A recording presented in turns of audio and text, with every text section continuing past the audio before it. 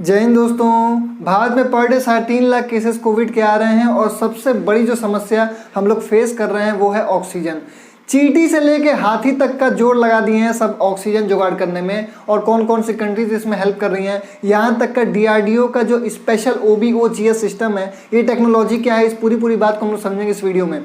लेकिन video start करने से पहले गुड न्यूज़, जो US ने बैन लगाया था रॉ मटेरियल्स पे जो कि कोविशील्ड बनाने में इंपॉर्टेंट भूमिका निभाती है, फाइनली उस पर US मान गया है।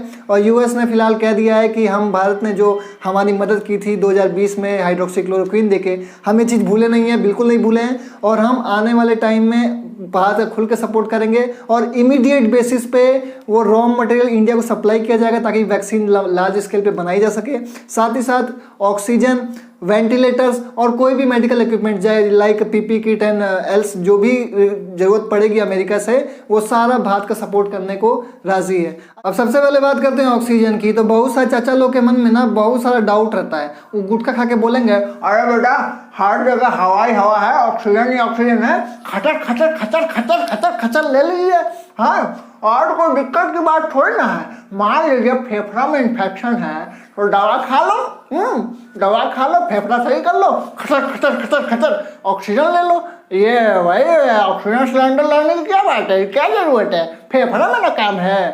अरे चाचा, ओ भरोसेवाल चाचा, समझो बात को। देखिए हम आपको समझाते हैं। ये जो फेफड़ा है ना, ये एक तरह की टंकी है। इस टंकी का काम क्या है, ये हवा को स्टोर करता है। जैसे कि आपके घर में जो टंकी होती है ऊपर पानी की, वो पानी को स्टोर करता है। फिर आपके किचन तक, आपके बाथरूम तक जो लाने का काम होता है वो नल का होता है, वो जो पाइप होती है उसका काम होता है, तो नल के रास्ते ला के आते हैं। उसी तरह से जो ये हमारा जो फेफड़ा होता है, ये हवा को स्टोर करता है। ये सिर्फ और सिर्फ एक टंकी है, लेकिन पूरी बॉडी में ऑक्सीजन ले जाने का काम होता है ब्लड का। ब्लड है ये एक प्रकार का कनेक्टिंग टिश्यू है, पूरे बॉडी को आपस में कनेक्ट करके रखा हुआ है। पूरे बॉडी में ऑक्सीजन ले जाने का काम इसका है और पूरे बॉडी से CO2 ले आने का काम भी इसी का है। ब्लड जो बेसिकली 2 प्रकार के होते हैं, एक होता है WBC, एक होता है RBC। WBC का मतलब होता है व्हाइट ब्लड सेल। अभी आपने देखा होगा किसी क्राइम एक्टिविटी में, क्राइम सीरियल में भी आपने देखा होगा कि पुलिस जो है वो ब्लड के सैंपल से ही खूनी तक पहुंच जाती है। ऐसा क्यों होता है? क्योंकि उस ब्लड में होता है WBC। WBC के अंदर DNA होता है और DNA एक तरह का यूनिक आधार कार्ड होता है। जैसे हर एक इंसान का एक यूनिक आइडेंटिटी होती है, यूनिक आधार कार्ड होता है, वैसे ही हर एक इंसान का एक यूनिक DNA होता है। और उसी DNA के सैंपल से पुलिस पकड़ लेती है कि अच्छा ये इस बंदे का DNA है और यही असली खूनी है, तो पहुंच जाती है। लेकिन RBC में न्यूक्लियस नहीं होता। जब न्यूक्लियस ही नहीं होता तो उसमें DNA नहीं होता। तो जब DNA ही नहीं होगा तो पकड़ ही नहीं पाएगी। आप कोई RBC का सैंपल ऐसे लेके जाएंगे ना कि भैया RBC है, तो बताइए ना कौन खूनी है, तो खूनी तो छोड़िए, ये नहीं बता पाएगा वो बंदर का खून है कि वो इंसान का खून है कि शेर का खून है, क्योंकि उसमें DNA नहीं पाया था। तो अब RBC और WBC आप समझ गए।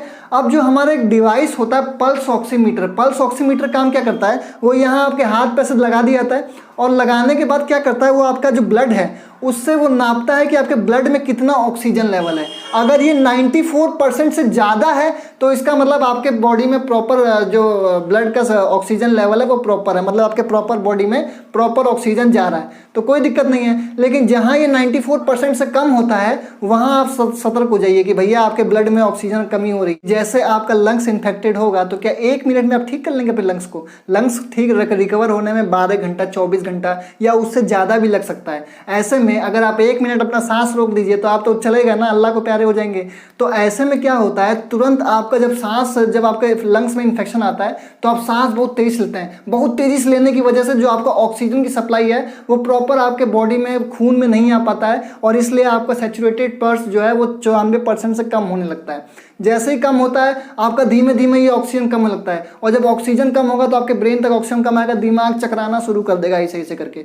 तो ये जो है ना, ये जो मेन रीज़न है कि ऑन द प्रॉम्प्ट आपको तुरंत अपने बॉडी के जो ब्लड का ऑक्सीजन लेवल है उसको 94% से ऊपर रखना पड़ेगा, मेंटेन करना पड़ेगा। इसीलिए ऑन द स्पॉट आपको ऑक्सीजन मास्क दिए जाते हैं, सिलेंडर्स भर भर के दिए जाते हैं ताकि आपके बॉडी में तुरंत 100% जाए, उसका 60% भी अंदर जाए ना तो आपका ये जो ब्लड का जो ऑक्सीजन लेवल है ये मेंटेन रहे, 94% रहे। अब भाई जो कोरोना है ये छोटा सीधा अंदर जाता है लंग्स में और फिर चक्कू लेके गपा गप गपा गप गपा गप गपा गप खेलता है, बहुत बढ़िया से खेलता है, बहुत ही शानदार प्लेयर है। सीधा लंग्स में जाके इफेक्ट करता है और जो पेशेंट होते हैं लंग्स में इन्फेक्शन होने के कारण उनको सांस लेने में दिक्कत आती है। तो मैक्सिमम जो पेशेंट है उनके सामने यही देखा जा रहा है कि वो प्रॉपर सांस लेने में उनको दिक्कत आ रही है, जिसकी वजह से उनको ऑक्सीजन सिलेंडर लग रहे हैं और ऑक्सीजन की क्राइसिस हमारे साथ हो रही है। अब बात करते हैं ऑक्सीजन की, तो हमारे देश में ऑक्सीजन की कमी नहीं है। 20% जो ऑक्सीजन है वो मेडिकल यूज़ के लिए है, रेस्ट जो 80% है वो इंडस्ट्रियल यूज़ के लिए है, जैसे कि स्टील में, आयरन में, ग्लास में, इन सब में यूज़ किया जाता है।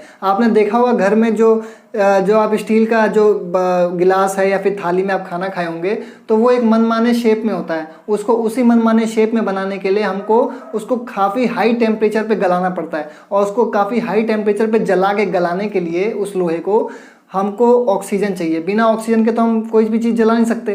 तो ऑक्सीजन वहाँ पे जो यूज़ होता है उसको कहते हैं इंडस्ट्रियल ऑक्सीजन।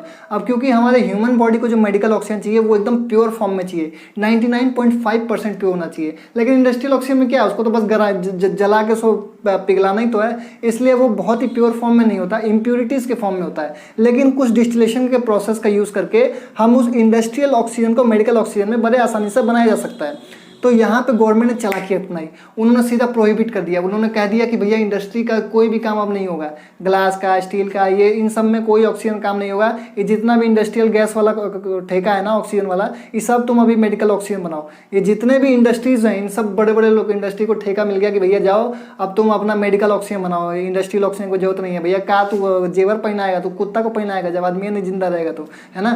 तो यही है। तो अब क्या हुआ उसके बाद, शायद बड़े बड़े इंडस्ट्रीज है ना, ये भी इसमें लग गए इंडस्ट्रियल ऑक्सीजन से उसको मेडिकल ऑक्सीजन में कन्वर्ट करने के लिए। इसमें कुछ मेजर कंपनीज भी जैसे कि Inox air products, Linde India, Goyal MG gases, national oxygen limited, Reliance, Jindal, SAIL and BPCL, ये सब बहुत बड़ी बड़ी कंपनीज हैं। इन्होंने काफ़ी ज़्यादा मात्रा में ये लोग इंडस्ट्रियल गैस को मेडिकल गैस में कन्वर्ट करके जल्दी जल्दी सप्लाई कर रहे हैं। साथ ही साथ गवर्नमेंट ने बनाया एम्पावर्ड ग्रुप 2। एम्पावर्ड ग्रुप 2 क्या कहता है कि जो 12 स्टेट्स आपके सामने लिस्टेड दिखा रहे हैं, इन 12 स्टेट्स को किसी भी कीमत पे मेडिकल इक्विपमेंट्स की कमी नहीं होनी चाहिए। मतलब चाहे वो एक्स्ट्रा जो भी बाकी स्टेट्स हैं वो इन 12 स्टेट्स को हर हाल में हेल्प करें। मेडिकल इक्विपमेंट्स में आपके पीपी किट भी आते हैं, वेंटिलेटर्स भी आते हैं, जितने मेडिकल इक्विपमेंट्स होते हैं वो सारे आते हैं, ऑक्सीजन सिलेंडर्स भी आते हैं। तो ये जो स्टेट्स हैं ये काफ़ी ज़्यादा प्रभावित हैं कोविड से, तो इसमें हर हाल में इनकी सपोर्ट करना है। अभी हाल ही में जो केरला है वो काफ़ी एडवांस अपने आप को कर लिया है, मतलब काफ़ी ज़्यादा उनके पास बेड्स भी हैं और काफ़ी सारे उनके वो जो ऑक्सीजन है काफ़ी सरप्लस अमाउंट बना रहा है। तो ये बहुत ही बेहतरीन बात है केरला की, तो वो अपना ऑक्सीजन सरप्लस करके फटाफट इन स्टेट्स को दे भी रहा है। गोवा में भी दिया, गोवा में भी उन्होंने अभी धन्यवाद किया था। तो ये सब स्पेशल चीज़ें हैं। अब इंडियन एयरफोर्स कहाँ पीछे रहेगा भैया, तो इंडियन एयरफोर्स ने भी 23 मोबाइल ऑक्सीजन जनरेशन प्लांट फटाक से जर्मनी से उठा के ले आया। ये जो ऑक्सीजन जनरेशन प्लांट है ना, ये छोटे छोटे होते हैं, ये फटाफट ऑक्सीजन जनरेट करते हैं बहुत तेज़ी से। तो ये जर्मनी से उठा के ले आया। और तो और जहाँ पे जो हमारे इंडिया में जगह जगह पे जहाँ पे ऑक्सीजन की टैंकर्स फंसे हुए थे, जो क्रायोजेनिक टैंकर जिसमें लिक्विफाइड ऑक्सीजन भरी जाती है, वो या तो कच्ची सड़कों की वजह से या प्रॉपर इंफ्रास्ट्रक्चर ना होने की वजह से कहीं ना कहीं फंसे हुए थे।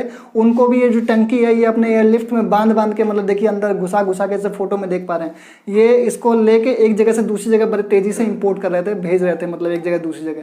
तो बहुत तेज़ी से ये लोग काम किए हैं। तो इंडियन एयरफोर्स का भी बहुत इंपॉर्टेंट योगदान है। अब बात करते हैं डीआरडीओ की।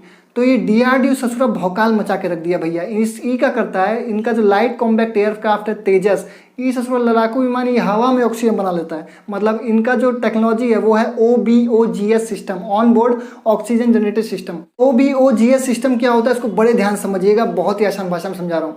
देखिए OBOGS सिस्टम क्या होता है ना, जब हमारा लड़ाकू विमान हवा में बहुत तेज़ी से स्पीड में रहता है, तो जो उसके अंदर रैमजेट इंजन होता है, उसके ऊपर मैंने ऑलरेडी वीडियो बना रखा है, लिंक मैं आपको डिस्क्रिप्शन दे दूंगा। तो रैमजेट इंजन क्या करता है, सारा हवा को खींचता है पीछे की तरफ, बोलता है और जल्दी जल्दी, तो सारा हवा को अंदर खींच लेता है। तो उसके अंदर एक OBOGS सिस्टम रहता है, वो क्या करता है, वो पूरा हवा को अंदर खींच लिया, ठीक है। अब उस हवा में नाइट्रोजन भी है, इम्प्यूरिटी भी है, ऑक्सीजन भी है, और भी अदर गैसेस हैं, सारे के सारे मिक्सड है। तो उसके अंदर एक जियोलाइट मॉलिक्यूलर सीव कहते हैं उसे, वो उसके अंदर मिक्स रहता है। तो वो जियोलाइट क्या करता है, वो देख लेता है कि इसमें ऑक्सीजन कौन सा है, जो ऑक्सीजन इसमें होगा उसी को हम खींचेंगे अपने पास रख लेंगे, बाकी हवा को पीछे की तरफ फेंक देंगे। जैसे कि आप जब अपने बच्चे को स्कूल छोड़ने जाते होंगे तो क्या करते हैं, मतलब स्कूल तक आप जाते हैं और स्कूल के गेट तक उसको छोड़ देते हैं, बाहर सिक्योरिटी गार्ड देखता है बच्चा आ गया, बच्चे को अंदर घुसा देता है, आप लोगों को दफा कर देता है, बोले भाग यहाँ से। तो उसके बाद यही काम वही इस OBOGS सिस्टम में होता है।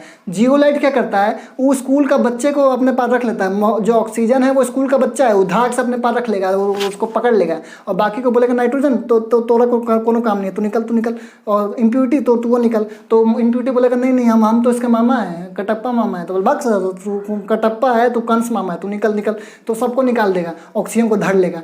तो ये हाई प्रेशर पे किया जाता है, ठीक है, हाई प्रेशर पे किया जाता है। इस प्रोसेस को हम लोग कहते हैं एड्सॉर्प्शन मतलब इसने एब्जॉर्ब कर लिया, ऑक्सीजन को एब्जॉर्ब कर लिया, बाकी सबको भगा दिया। अब उसके बाद क्या होता है, अब बचा ऑक्सीजन और जियोलाइट। अब जियोलाइट में से ऑक्सीजन को अलग करना है तो इसको स्विंग कर देंगे, मतलब जो हाई प्रेशर था उसको स्विंग करके लो प्रेशर में कर देंगे। जब लो प्रेशर में करेंगे तो जियोलाइट अलग हो जाएगा और ऑक्सीजन निथर के अलग हो जाएगा। तो ऑक्सीजन अलग हो जाएगा, उसको बोलेगा जो तो सिलेंडर में जो तो मतलब उसको ऑक्सीजन को निथार के किनारे कर देगा उसको ऑक्सीजन को। तो इसी हाई प्रेशर को स्विंग करके लो प्रेशर में कर दिया, इसी टेक्नोलॉजी को कहते हैं प्रेशर स्विंग एड्सॉर्प्शन। तो प्रेशर स्विंग एड्सॉर्प्शन का यूज करके यहाँ पे ऑक्सीजन को हवा में ही फटाफट फिल्टर कर दिया जाता है। अब ये टेक्नोलॉजी बहुत ही कारगर मानी गई और ये वाली टेक्नोलॉजी है, ये अपना सबको दे रहा है DRDO कि भैया ये हमारी टेक्नोलॉजी आप ले लो, हमने बना दिया है, अब आप इसको ग्राउंड लेवल पे भी यूज़ कर सकते हैं। तो यूपी ने 5 प्लांट्स इसके लिए प्लेस भी कर लिया, ऑर्डर कर दिया कि भैया हमको भी 5 प्लांट चाहिए यूपी में ऑक्सीजन जनरेशन के, आपके इसी OBOGS सिस्टम पे। तो ये OBOGS सिस्टम समझिएगा, आपको एंटायर यूट्यूब पे इससे आसान भाषा में कोई नहीं सिखाएगा। तो ये OBOGS सिस्टम आप समझ जाइएगा, तो ये बहुत ही क्रूशियल भूमिका निभाएगा आने वाले टाइम में।